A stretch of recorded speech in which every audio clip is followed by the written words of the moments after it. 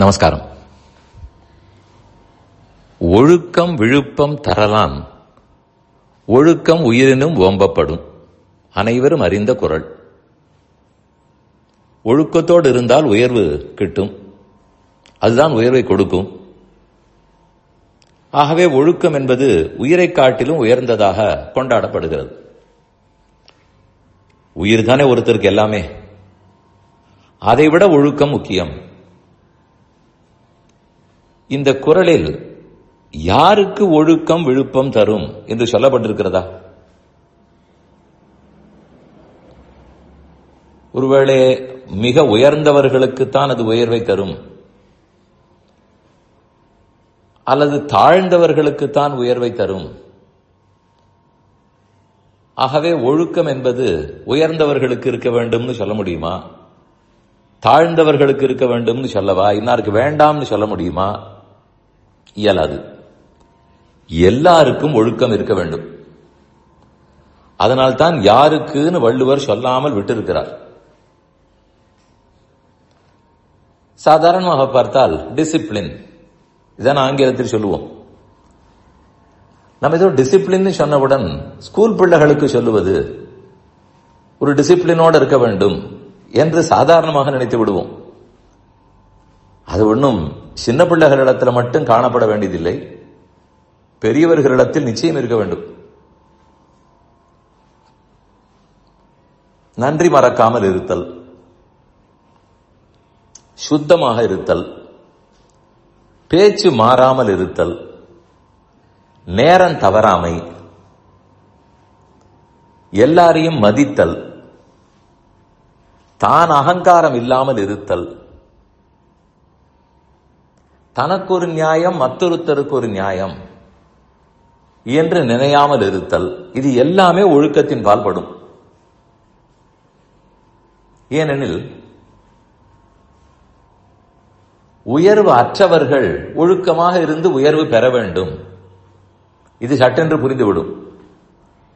உயர்வானவர்கள் ஏற்கனவே மற்ற படித்தவர்களாக இருக்கலாம், பெரிய வித்வான்களாக இருக்கலாம், யாரும் படிக்காது படித்தவர்களாக இருக்கலாம். இருந்தாலும் நாம தான் ஏற்கனவே உயர்வை பெற்று விட்டோமே, இனிமே இந்த ஒழுக்கமா எனக்கு உயர்வை தரப்போகிறது என்று சொல்லிவிட்டு ஒழுக்கத்தை கடைபிடிக்காமல் இருக்க முடியுமா? நம்மை யார் கேட்க போகிறார்கள்? நானே பெரிய வித்வான்,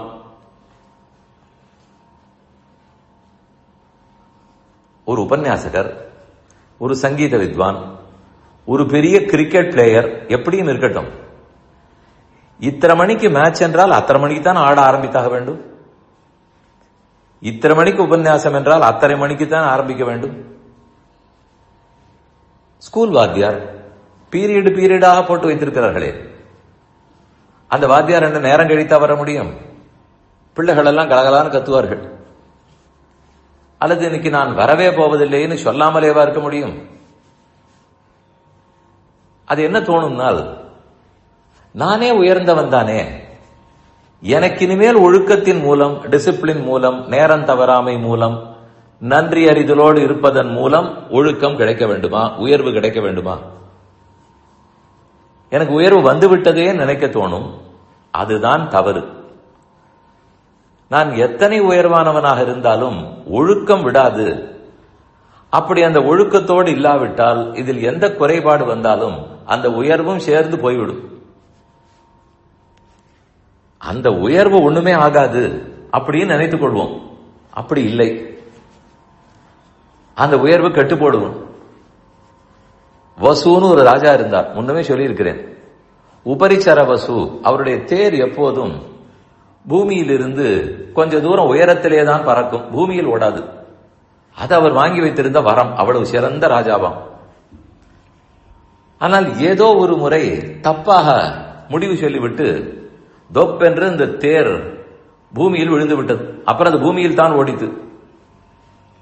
அதனால் நாம் உயர்ந்தவன் தானேன்னு சொல்லி தப்பு செய்ய போனால், ஒழுக்கத்தை விட்டு கொடுத்தால் உயர்வும் சேர்ந்து போய்விடும். தினப்படி யாராக இருந்தாலும் திருப்பல்லாண்டு, திருப்பாவை, இதே போல இருக்கிறது கற்றவர்கள் வைணவர்கள் சொல்ல போகிறோம். நான் ரொம்ப பெரிய வித்வான், எனக்கு திருப்பாவை எல்லாம் சின்ன விஷயங்கள், எப்போதோ 8 வயசில் படித்தது அப்படிங்கிறதுக்காக நீ திருப்பாவை சொல்லாமல் இருக்க முடியுமா? அந்த ஒழுக்கத்தை விட முடியாது. அது நித்திய அனுசந்தானம், தினமும் சொல்ல வேண்டியது. பெருமானுக்கு முன்னே ஓதித்தான் ஆக வேண்டும். எனக்கு தான் 4000 தெரியுமே, ஆகவே திருப்பாவை சொல்லாமல் விட்டேன், யாரும் செய்ய மாட்டார்கள். அது போலத்தான் இதுவும். ஒழுக்கம், டிசிப்ளின் என்பது எப்பேற்பட்டவனுக்கும் இருந்தாக வேண்டும். யாராக இருந்தாலும் நன்றி உணர்வு, நேரம் தவறாமை, எடுத்த காரியத்தை முடித்துக் கொடுக்கை. பல இடங்களிலும் பார்ப்போம், இன்னார் இந்த காரியத்தை பண்ணி கொடுக்கிறேன்னு சொல்லியிருப்பார். வருவார் வருவார் வருவார்னு காத்து கொண்டிருப்போம், வரவே மாட்டார். இங்க இருக்கிறேன், அங்க இருக்கிறேன், அங்க இருக்கிறேன், எத்த கேட்டாலும் ஏதோ ஒரு பதில் வரும். இதுக்கு மேல் கேட்க முடியாத அவரோ மெத்த படித்தவர், வரேன்னு சொன்னவர் ஏனோ வரவில்லை. நாம் தவியாய் தவிப்போம், அவரானா சொன்ன சொல் தவறி விடுவார். கேட்டால் நான் வித்வான்னு சொன்னால் அதுதான் உதவாதுன்னு சொல்லுகிறேன். ஒழுக்கம் விழுப்பம் தரலாம், ஒழுக்கம் உயிரினும் ஓம்பப்படும்.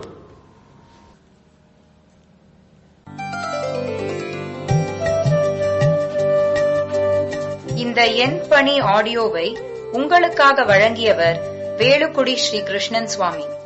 இந்த ஆடியோவை தினமும் உங்கள் மொபைலில் பெற கிஞ்சித் என் பணி KINCHITENPANI என்ற ஆப்பை கூகுள் பிளே ஸ்டோரிலோ அல்லது ஆப்பிள் ஐஸ்டோரிலோ டவுன்லோட் செய்து கொள்ளவும். தினந்தோறும் இது போன்ற உபன்யாசங்களை கேட்டு மகிழவும்.